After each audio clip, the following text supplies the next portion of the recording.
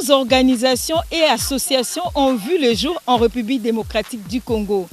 Les unes se déclarent être des composants de la société civile. Les autres, par contre, vont plus loin jusqu'à s'accaparer du concept société civile qui est unique.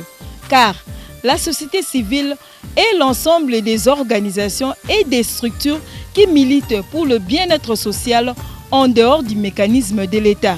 Aussi, une confusion règne entre la société civile, une structure apolitique par vocation, et les partis politiques dont l'ambition majeure est la conquête du pouvoir. Quel est le rôle de la société civile? Est-elle politique ou apolitique? Qu'est-ce que la société civile? Un acteur de la société civile peut-il agir en même temps dans la société civile et dans la politique? Et enfin, quelle conception avez-vous de la société civile en République démocratique du Congo?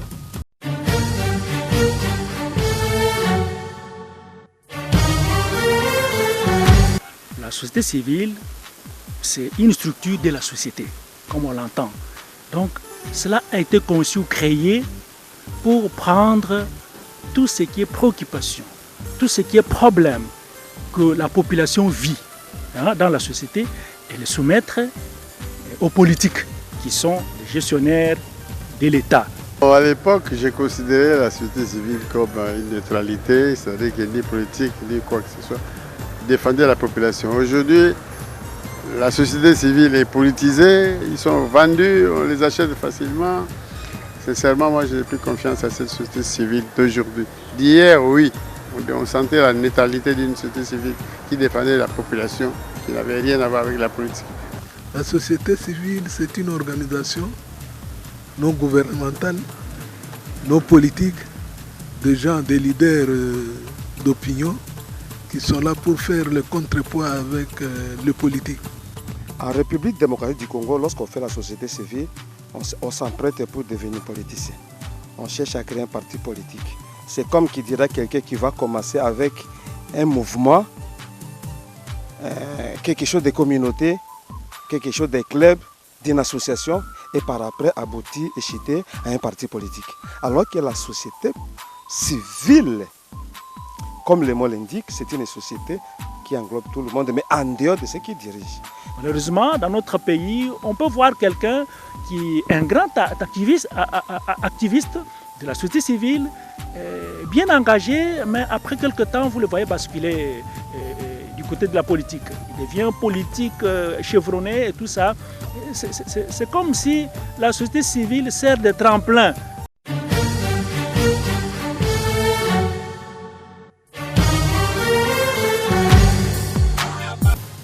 Quelle est la vraie identité de la société civile? Sur quoi se fonde-t-elle? Pourquoi dit-on que la société civile est le contrepoids du pouvoir? Quels sont les canaux utilisés par cette structure? Qui peut être membre de la société civile? Un acteur de la société civile répond.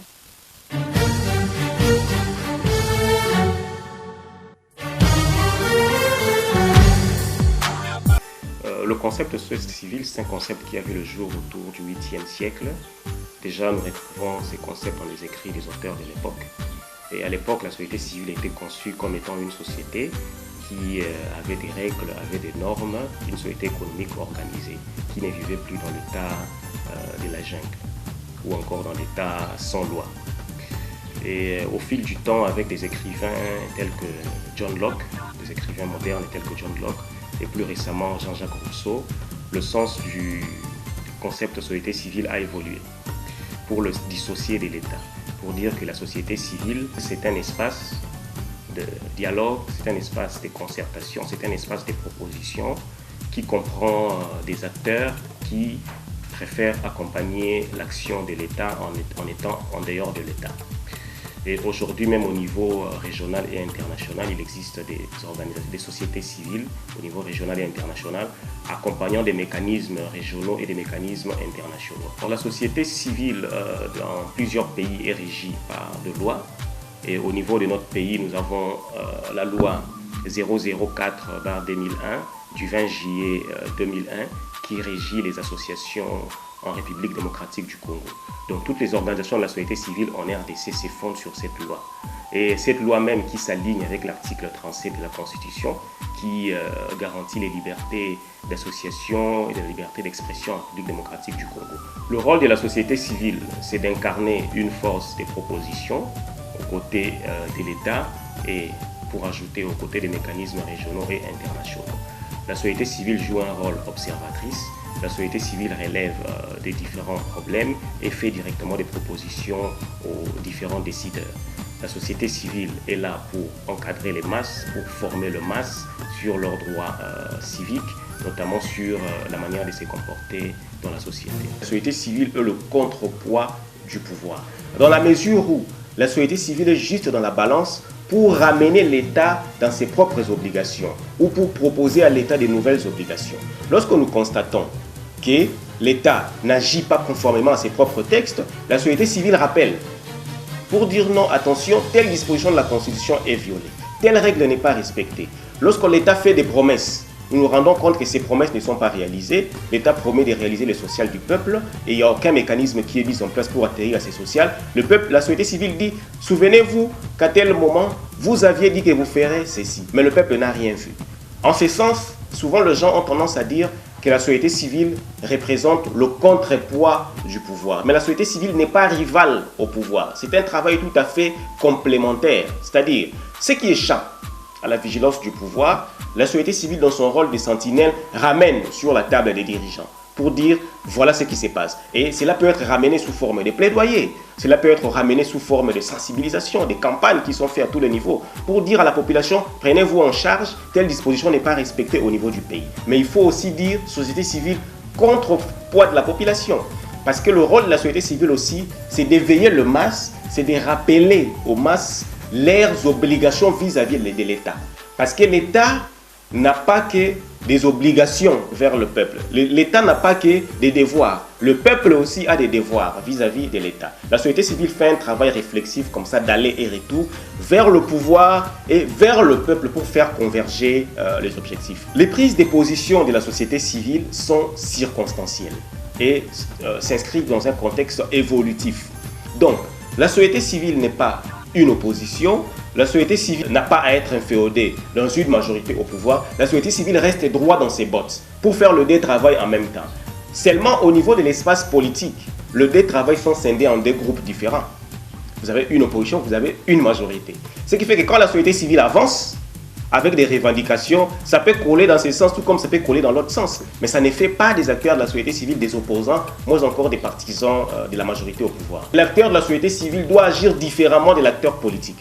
Donc on ne peut pas agir en même temps et dans la société civile et dans la politique. Soit on est en politique, c'est-à-dire on vise à gagner le pouvoir, soit on est dans la société civile. On vise à jouer son rôle des veilleurs de la conscience des masses, des veilleurs de la conscience de l'État, des veilleurs de la conscience des partenaires du pays. On veut être une force de proposition, mais on ne vise pas à accéder au pouvoir. Maintenant, il se passe ceci. Lorsqu'un gouvernement se crée, un gouvernement peut être technocratique ou politique. Si on prend le volet technocratique, on peut dire chercher un expert de la société civile. Là, on les récupère au gouvernement comme un expert. Et si le terme et les conditions de sa présence au gouvernement finit, il quitte le gouvernement. Il y a aussi d'autres situations. Si vous avez suivi les accords de Cotonou, institue la société civile comme une troisième composante dans les règlements des questions d'intérêt national et d'intérêt continental. Ça signifie quoi? Lorsque nous avons une question au Congo qui nécessite la réflexion et une délibération, la majorité y siège, l'opposition y siège, la société civile aussi y siège. Comme troisième composante dans le règlement des questions d'intérêt national. À ces moments-là, s'il est décidé, on dit bon, par rapport à la question débattue, prendre l'exemple de 2018, de 2016 et de 2017 avec le dialogue, par exemple, on dit nous avons siégé ensemble, nous décidons de faire un gouvernement d'union nationale. À ces moments-là, la société civile, étant partie prenante au processus, et ce qui est légal d'ailleurs, étant partie prenante au processus, la société civile à ces moments-là siège au gouvernement. Mais pas en tant que des politiques, en tant qu'une troisième partie ayant pris part aux négociations. Quand un tel gouvernement cesse d'exister, la société civile aussi cesse d'appartenir au gouvernement. Et toute personne peut adhérer à une organisation de la société civile. Seulement, nous le disons toujours qu'il faut avoir une passion. La société civile fonctionne avec une passion. Quel est votre rêve? Quelle est votre vision? Quelle est votre passion? Qu'est-ce que vous voulez? Moi, monsieur Richie Lantulungu, je pense que je dois faire avancer la question de la démocratie au Congo. Juste un exemple. Alors, comme j'ai cette passion, et par rapport à mon domaine d'études, cela coïncide. J'y vais vers CAS, par exemple. Je m'aimerais militer au sein des CAS. Alors on me fait adhérer au sein des CAS en tant que membre. Tout comme je peux dire, je ne vais pas vers CAS, mais je me saisis de la loi sur les ASBL pour créer mon ONG qui va implémenter ma vision. Donc, vous avez le choix d'aller vers une structure existante, de lire ses conditions d'adhésion en tant que membre et de l'approuver, ou soit vous pouvez créer votre propre structure au sein de la société civile suivant la loi sur les ASBL. Les organisations de la société civile sont des associations à but non lucratif. Ça signifie l'objectif, ce n'est pas de produire de l'argent. Vous n'avez pas une certaine rémunération qui vous permet de prendre aussi en même temps en charge des travailleurs. Ceux qui adhèrent aux organisations de la société civile adhèrent souvent comme des volontaires. Et d'ailleurs, ils y viennent pour contribuer. Si l'organisation se retrouve dans un programme, avec un bailleur par exemple, ces programmes ou ces projets est financé par les bailleurs, le financement prend aussi en charge la main-d'œuvre. Suivant la loi de notre pays, l'État devrait subventionner le fonctionnement des organisations de la société civile. Mais vu la modicité des recettes publiques, l'État n'a jamais subventionné le fonctionnement des organisations de la société civile. Nous ne pouvons que faire un plaidoyer pour ça. Toute création d'une organisation de la société civile passe par le ministère de la Justice. Dans son fonctionnement au Congo, la société civile, nous comptons les organisations de base, vous avez des réseaux et vous avez des plateformes. Les syndicats, les églises et tous les autres font aussi partie intégrante de la société civile. La société civile n'est pas plurielle, c'est un espace générique qui comprend tout le monde, tous ces acteurs qui travaillent qui œuvrent dans ces secteurs.